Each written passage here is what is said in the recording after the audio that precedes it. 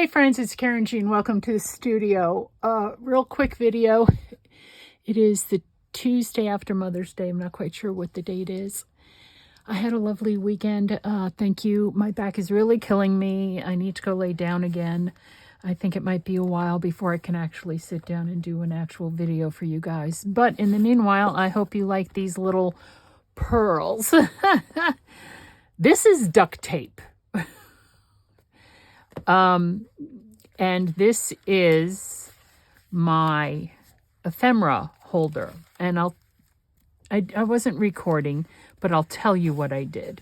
So first of all, I replaced the blue page that was back here that had these in it, and I probably will be replacing this page as well, although now that it's all together, I probably, who knows.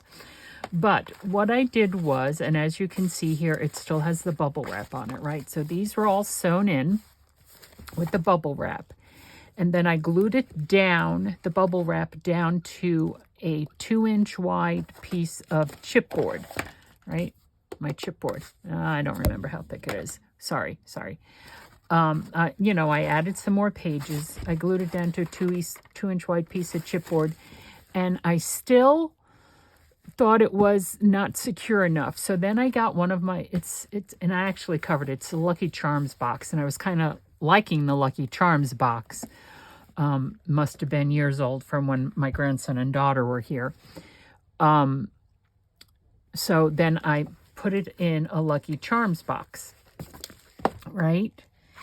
And, I need to put that away. And then I thought, well, what do I want? I want to cover it somehow, but after I already put it in with a hidden spine, right? How am I supposed to cover it? So I glued down these two pieces of cardstock. This is just craft paper cardstock. I put this one a little too far over, so I had to trim it down so that I could have more room, right, to do this with. And these here are extras too. And then it's like, how do I reinforce this cereal box, which isn't very thick? So I have, I don't know, about a dozen different rolls of duct tape that are patterned. Of course, this is the one I like, right? I don't know if you can see, it's the stars. It's like a sky. And so I just started covering it with duct tape. First, I reinforced the spine, and then I just kept going. Then I reinforced this. I reinforced everything. And I'm going to tell you, this is something I learned after how many strips of duct tape with this, having troubles cutting it. Here, hold on a second. This is, and it's even Duck brand duct tape. This is the roll of duct tape. And so, as I was covering it, I was just taking the tape, and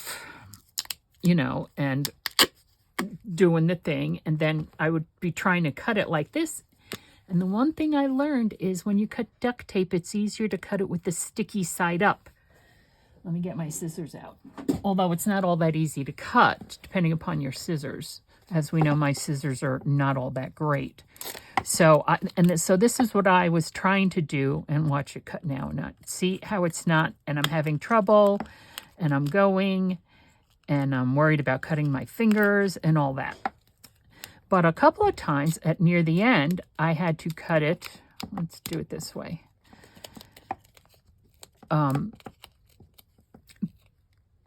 This way. So, and why I say do it with the sticky side up is because for me, the bottom blade is the one that is staying on the tape, and it's the top blade that is doing the cutting and releasing. So I'm not trying to, and that's, so that it, does that make sense? I hope that makes sense. I know my words are coming out kind of not proper, right? See, not proper. Yeah, my words are a little bit scrambled right now. So because it's the top blade of the scissors that are doing the opening and the closing, and the bottom blade of the scissors, at least my scissors, these are the Fiskars spring-loaded scissors. The bottom blade of the scissors, it's what's sliding along the bottom of whatever it is you're cutting. So that's why when you're cutting duct tape, cut it with the sticky side up. Of course, it took me until I was almost done covering this to figure that out. But live and learn. Lesson for today. Thanks for stopping by. I'll see you soon.